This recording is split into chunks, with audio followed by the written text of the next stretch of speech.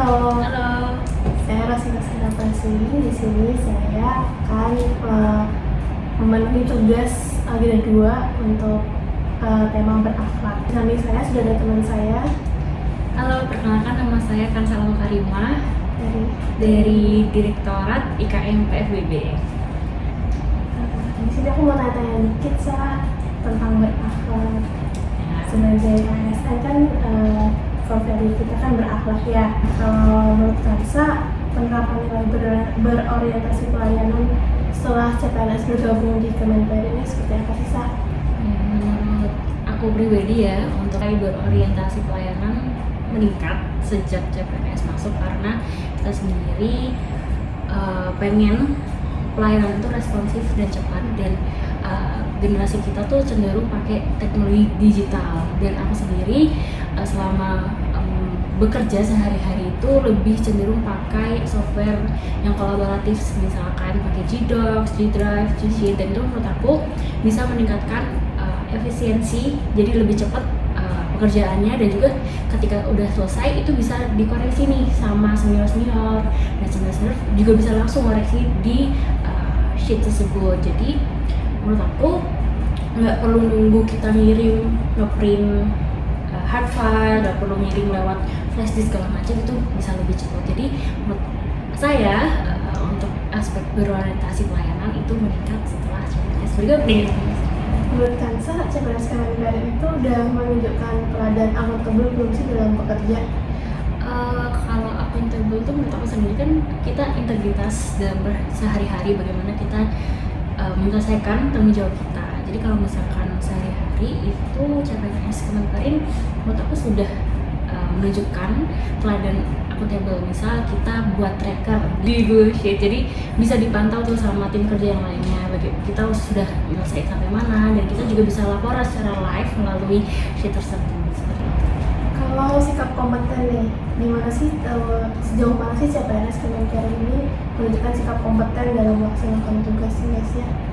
Yang aku tahu sih kalau CPNS Kementerian kebanyakan generasi Z ya, dan generasi Z itu sering dicap digital savvy, jadi apapun yang dikerjakan berkaitan disangkut pautkan dengan teknologi. Dan kalau kompeten sendiri, gimana kita meningkatkan kemampuan secara terus menerus, jadi nggak cuma pekerjaan aja kantor, tapi kita sehari-hari juga bisa belajar dari YouTube ataupun ikut pelatihan secara online untuk meningkatkan kompetensi kita dalam bekerja.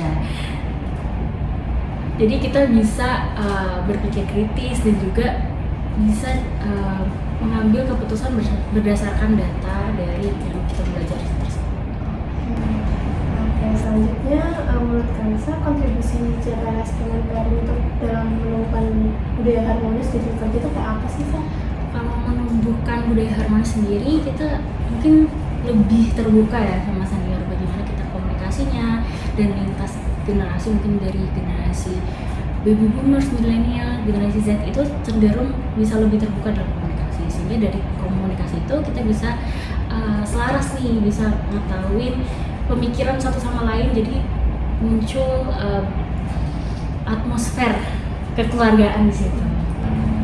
Kalau dari nilai loyal nih, CPNS Kementerian itu mewujudkan sikap loyal terhadap visi misi Kementerian itu kayak gimana sih?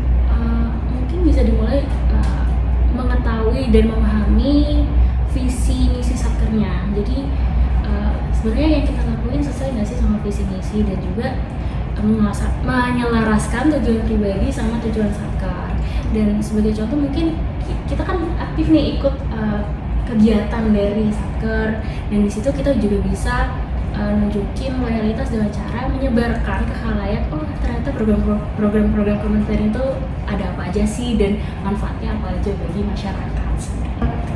Sejauh mana sih CPNS Kementerian ini mendorong budaya kerja yang adaptif untuk menghadapi tantangan, apalagi kan sekarang zamannya digitalisasi ya, Kak?